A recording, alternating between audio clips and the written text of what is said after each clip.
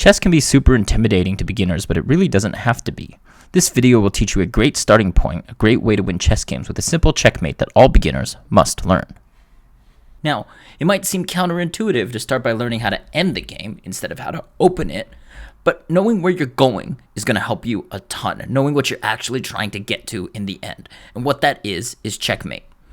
You're also going to gain familiarity with how the pieces move and work together, so you'll be able to manipulate them and build good fundamentals as you go. Chess becomes way more fun once you start winning, and by learning how to checkmate, you'll be well on your way to doing so. In this video, I'm going to share the first checkmate I ever learned, and the first lesson I often teach beginners, which is to checkmate with 2 rooks. It's fairly direct and simple, and it's a ton of fun. It's also really useful, and as a beginner, I won a ton of games using this checkmate, and frankly, only knowing this checkmate.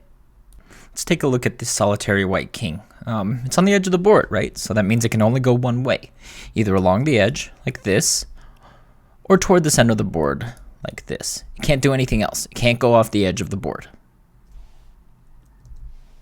So let's take a black rook and let's put it one file here. So this rook actually acts like a fence, right? So watch this rook. It goes like that, which means this king cannot do that, it cannot do that, and it cannot do that. It only has 2 moves. It can only go here or here. So this is the first of the 2 rooks, and it fences the king in, right? So that's how we look at this. This king is basically fenced in. So now that white king is actually stuck only on the file, like this one rook goes like this and covers it off as a fence, and this second rook makes a check, and this is actually a checkmate, right? This is checkmate because the king can't move off the edge of the board. It can't go here, can't go there, can't go there, can't go there, can't go there. So that king is stuck. That king is done. That is a checkmate. So that's the basic ending position. Now, how do you actually make this happen? So the really cool part about this is actually the pattern. The rooks alternate. One of the rooks sets a fence, and then the other rook alternates. So in this case, this rook currently is the fence. It protects the king from going anywhere here, right? Can't go there, can't go there, can't go there. So with this rook in place, we use the other rook. The other rook moves like so. And then this rook is the checking rook, right? And then this rook is the fencing rook. So now the king's going to have to move. The king can't move into any of these spaces, so the king's going to have to move away. And then the rooks switch. Now, this rook is the fencing rook, and then this rook is the checking rook, like that. And again, the king can't move here, here, or here, and the king's going to have to move away, and like this, and the rooks roll. And all of a sudden, you've got that checkmate position that we were seeing earlier. Now let's actually take a look at this position, but going in another direction. This first rook acts like the fence, fences that off. The king's going to have to move. The other rook checks with the fence. The king moves. The rooks do the fencing thing again. The king moves. And the rooks roll. And we've got ourselves a checkmate. So as you can see, there you have it. And there's a pretty good reason that this checkmate is actually taught as one of the very first checkmates that beginners learn. It's foolproof, it's simple, it's easy to learn.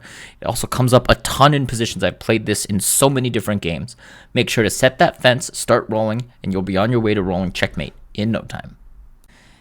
Now you do want to be careful. There are a few things to watch out for. In this case, you've got this rook being the fence, but this rook cannot go there because the king would take. So instead of doing that, maybe you want to do is move the rook out of the way so that you can go ahead and build your fence that way. You can always reposition the rooks if you need to. Here's another example, except this time we've got a beautiful fence lined up like this, but we've got one problem, which is our own king is in the way, right? So what we have to do is we want to move our king around so that we can get it out of the way. You've got to move your king so that it actually gets all the way around and out so that you can actually make this move and make that rolling rook checkmate. So sometimes it's actually your own piece that's in the way. And you can generalize that, right? So if these rooks are in the way, so this rook is doing the nice fence thing, but this rook can't go there because it's getting blocked. So instead of doing that, maybe you just move it over 1 so that then you can get your rolling rooks going. So there's a lot of different patterns, and as long as you can make this happen, you'll be on your way to rolling these checkmates.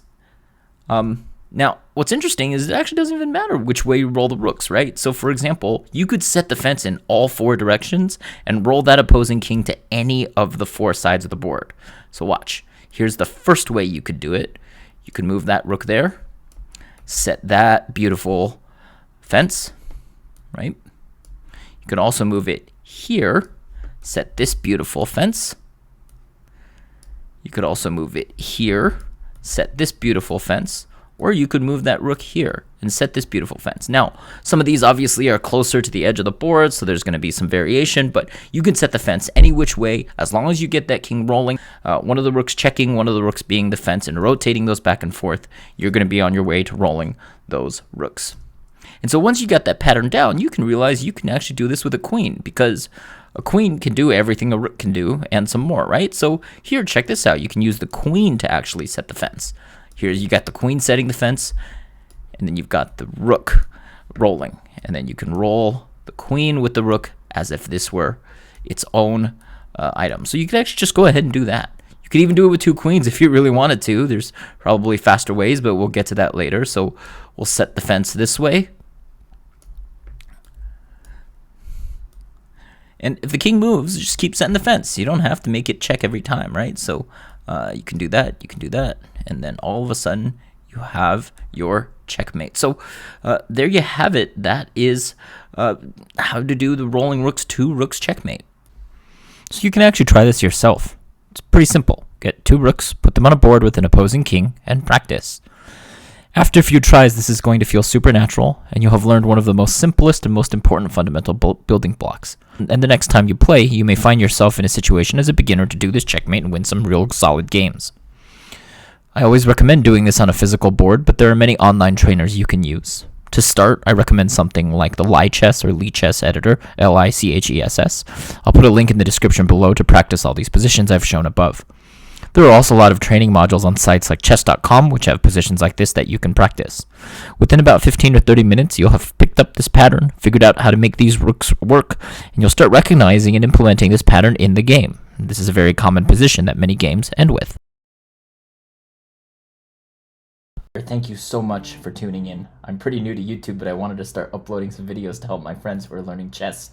If you have questions, you can go ahead and ask them in the comments, and I'll do my best to answer them and help. I used to be a chess coach. I'm rated about 1600, so I love teaching beginners how to get better at chess, and I'm really focused on helping beginners. If you have any feedback on the video, you can see I'm kind of stumbling through using the software. Sorry about that, but please do let me know in the comments about any feedback, or if there are any other topics you want to learn. Just go ahead and drop them below. And please do make sure to like this video and subscribe, as it does help me a lot. So yeah, have a great day, and happy checkmating with those rolling rooks.